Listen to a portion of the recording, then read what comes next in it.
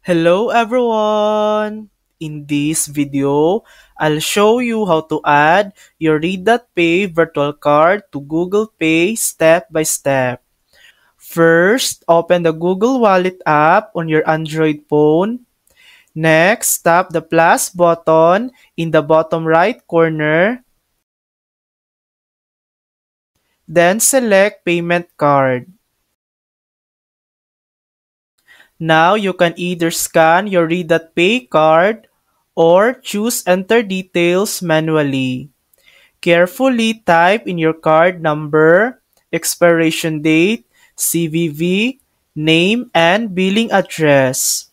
Once you've entered everything correctly, tap Save and Continue. After a quick verification, your Reddit Pay virtual card will be successfully added to Google Pay.